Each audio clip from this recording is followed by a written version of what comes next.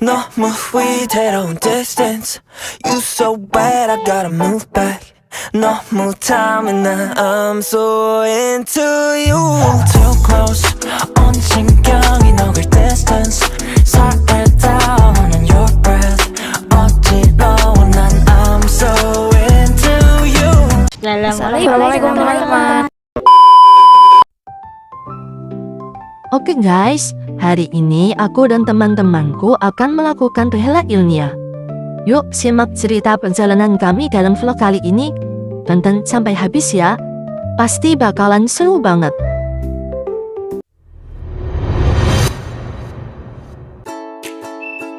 Oke, tujuan pertama kita yakni makam Sunan Pandan-Aran. Sunan Pandan-Aran atau Sunan Bayat memiliki nama asli Raden Pati Unus atau Pangeran Sebranglor.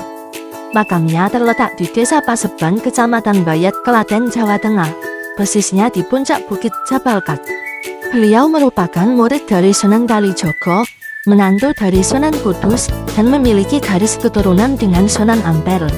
Beliau dikenal karena kesabarannya dalam berdakwah, dan sering menggunakan pendekatan lokal untuk menyebarkan agama Islam. Beliau juga memiliki keahlian dalam bidang seni dan arsitektur. Salah satunya, Masjid Pati, yang menjadi simbol penyebaran Islam. Karena tempatnya berada pada bukit, kita harus menaiki ratusan tangga menuju komplek pemakaman beliau. Dan, ya, ini kita sudah sampai di komplek pemakaman Sunan Pandan-Aran. Di sepanjang perjalanan pintu masuk utama, juga terdapat 8 gapura yang tersusun berurutan. Di antaranya, ada Gapura Pamuncar, Gapura Balai Genjur, dan masih ada banyak lagi, yang masing-masing memiliki filosofi yang berbeda-beda. Dan inilah pintu masuknya.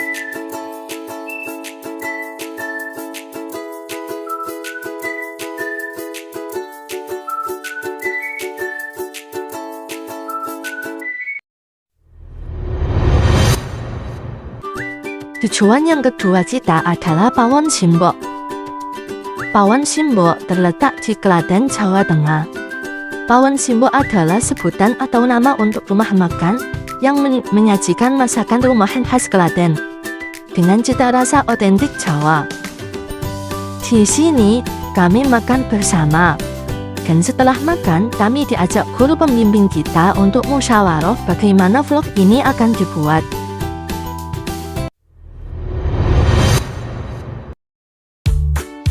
Hai guys, kita sudah sampai pada tujuan yang ditunggu-tunggu. Oke, tujuan kali ini adalah di Candi Prambanan. Sebelum masuk wisata ini, kami diperkenankan membayar tiket masuk seharga kisaran 35.000 untuk weekend. Dan ini kita sudah masuk.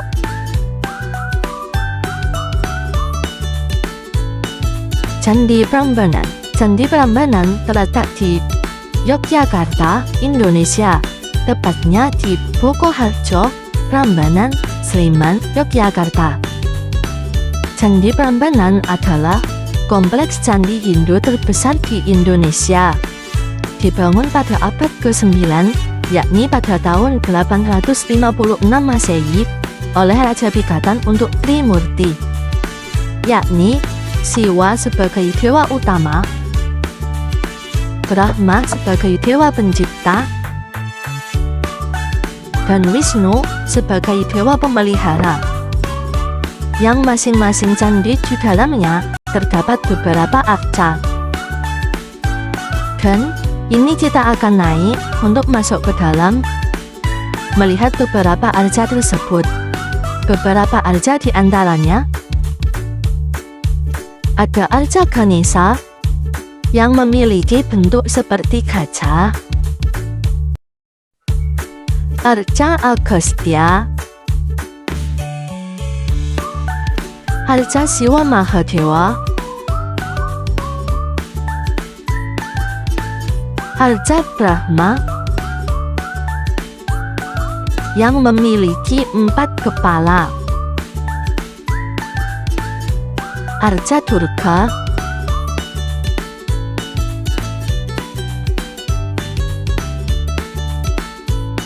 Arca Wisnu, dan masih ada banyak lagi yang belum kita lihat. Pada dinding-dinding candi juga terdapat ukiran-ukiran yang memiliki cerita, filosofi, atau makna yang berbeda-beda, dan dapat menunjukkan bahwa kesenian zaman dulu itu sangat bagus. Sudah puas di sini, kami pun turun untuk lanjut mengeksplorasi tempat-tempat lain. Sebenarnya, Candi Prambanan memiliki nama asli, yakni Prasasti Siwagra, yang berarti rumah Siwa, sebagai penghormatan besar kepada Dewa Siwa. Secara historis, candi ini dibangun bertahap oleh Kerajaan Mataram kuno.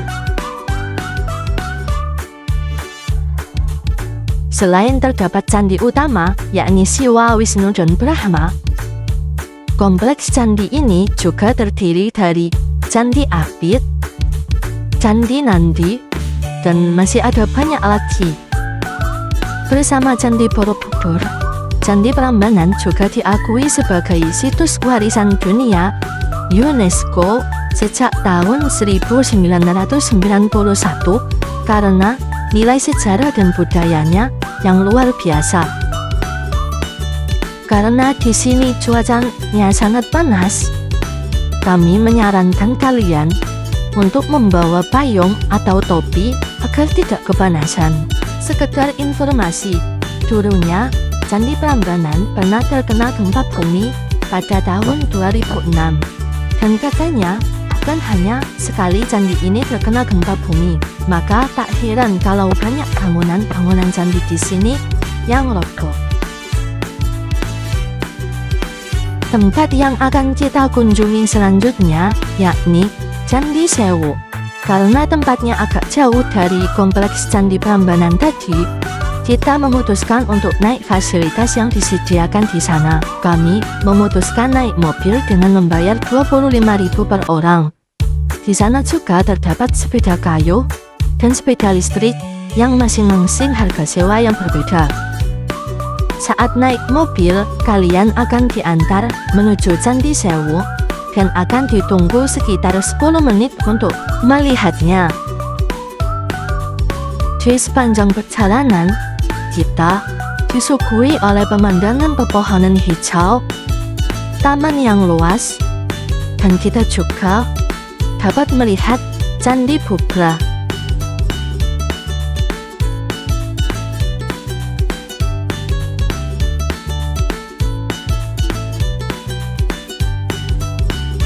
Dan ini kita sudah sampai.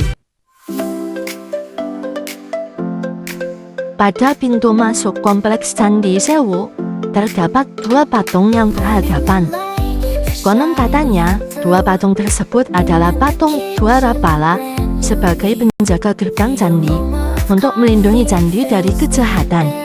Candi Sewu adalah kompleks candi Buddha terbesar kedua setelah Candi Borobudur di Indonesia dan Asia Tenggara. Dibangun pada abad ke-8 oleh Mataram kuno, memiliki nama dari legenda Roro Jonggrang yang membangun 1000 candi. Namun, jumlah candi sebenarnya adalah 249, yang terdiri dari 1 candi utama, 8 candi apit, dan 240 candi pewarna. Jadi bukan ada 1000 candi ya, seperti di candi sebelumnya. Kita pun naik dan masuk ke dalamnya. Di dalam candi utama sudah tidak ada arca atau patung seperti yang ada di Candi Prambanan tadi. Mungkin karena rusak atau sebagainya. 10 menit sudah kita lalui dan kita kembali ke mobil, akan diantar sampai pintu keluar. Di perjalanan ternyata juga terdapat taman satwa. Ada kancil, rusa, burung merak, dan lain sebagainya. Maka tak heran luas wisata Candi Prambanan ini ialah 39,8 hektar. Wah, luas banget ya. Dan ini kita sudah sampai pintu keluar.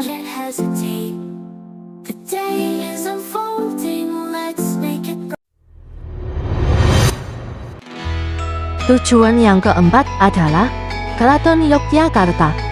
Seperti namanya, Keraton Yogyakarta sudah pasti terletak di Yogyakarta. Lebih tepatnya di Jalan Sultan Agung, Kota Yogyakarta, Daerah Istimewa Yogyakarta, Indonesia.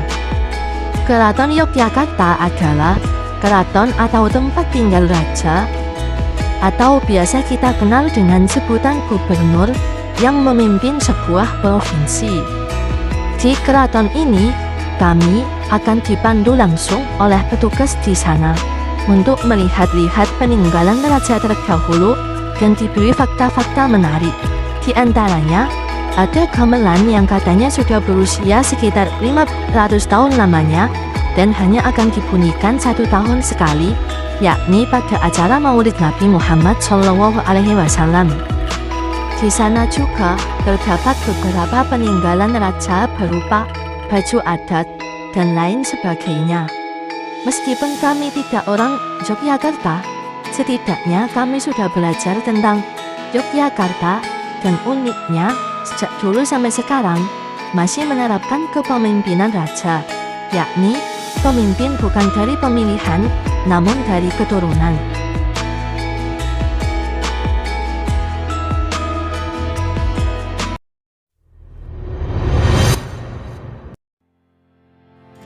Sebenarnya, tujuan kita yang kelima adalah ke Malioboro.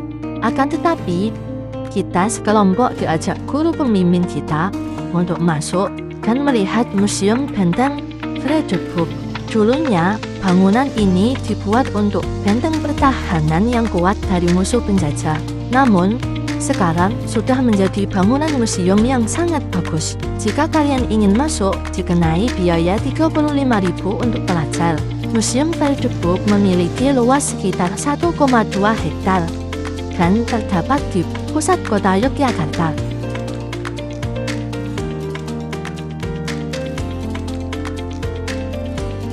Di dalamnya disajikan beberapa sejarah tentang masuknya tentara Belanda ke Yogyakarta dan lain sebagainya. Di sini juga disajikan dalam bentuk visual digital yang canggih. Setelah melihat-lihat di dalam, kita diajak guru kita untuk naik ke bentengnya. Di sana kami dapat melihat lebih luas tentang bangunan museum dan sekitarnya. Lanjut saja, setelah kita keluar dari museum, kita menuju ke Jalan Malioboro untuk berfoto bersama. Dan inilah hasil semua foto kami. Foto adalah jendela ke masa lalu, tempat kenangan hidup kembali. Foto adalah senyuman yang terabadikan dan cerita tak pernah berakhir. Foto adalah bukti bahwa momen indah pernah terjadi dan akan selalu diingat.